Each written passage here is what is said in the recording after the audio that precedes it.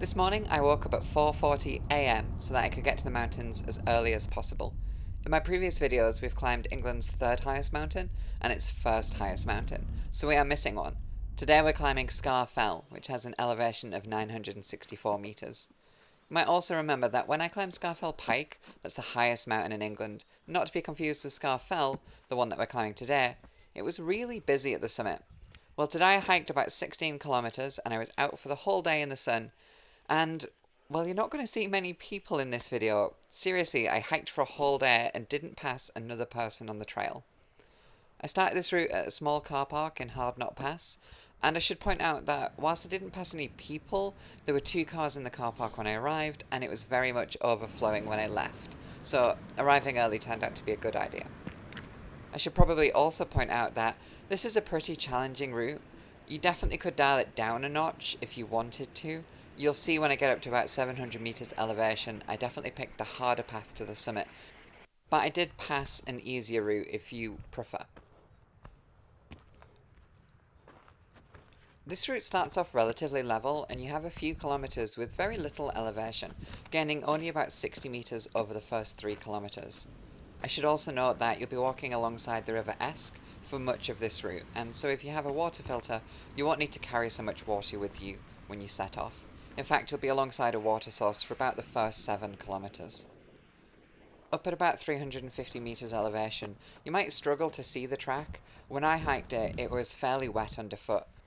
I don't know if that's a side effect of being so close to the river, or if it was because the weather recently has been fairly consistently wet. It's rained pretty much all week.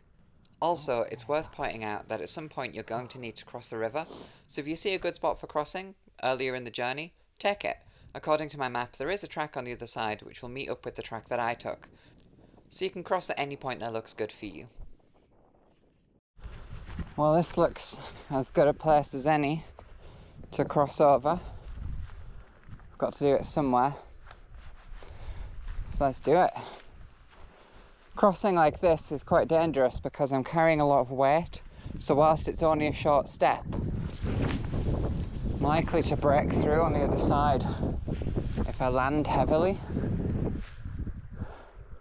I built it up way too much for that, that wasn't bad at all. It's just you can never tell if you're going to put your foot into the water and then just immediately slip.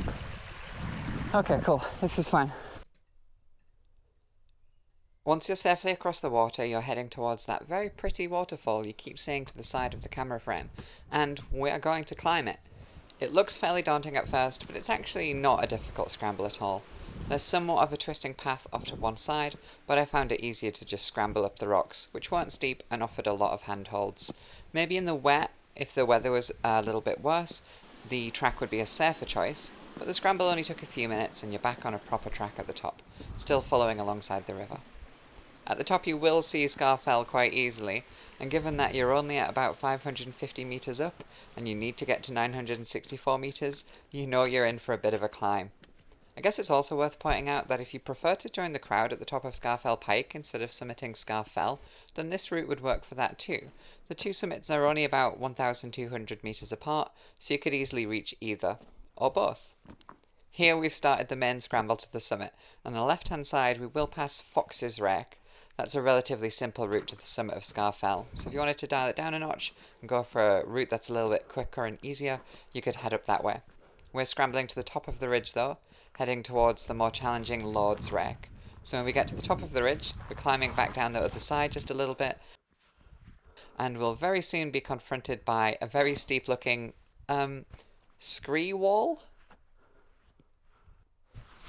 So I am in fact about to try and climb that.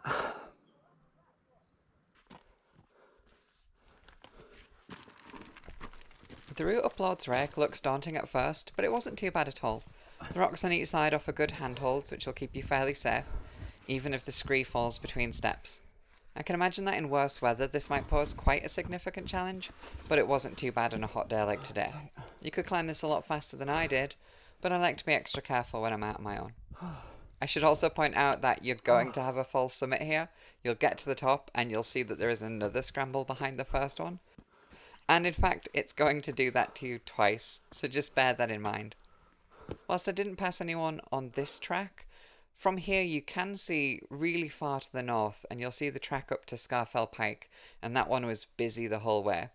Like I said though, whilst these scrambles pose more of a challenge than the route up Fox's Rake, you'll soon be over the third one and on the path to the summit. And just like Sca Fell Pike, the top is very rocky.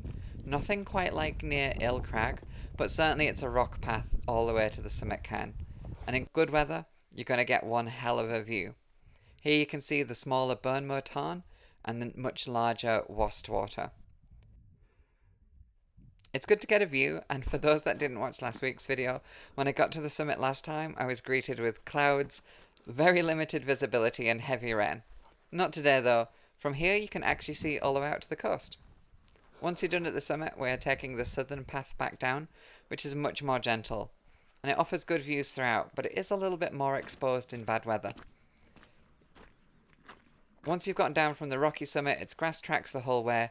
It's still wet underfoot and the tracks are still pretty unclear, but eventually you'll get back down to the farms and you'll see the marked public footpath if you follow the arrows. And here we're back at the car park, and it's home time.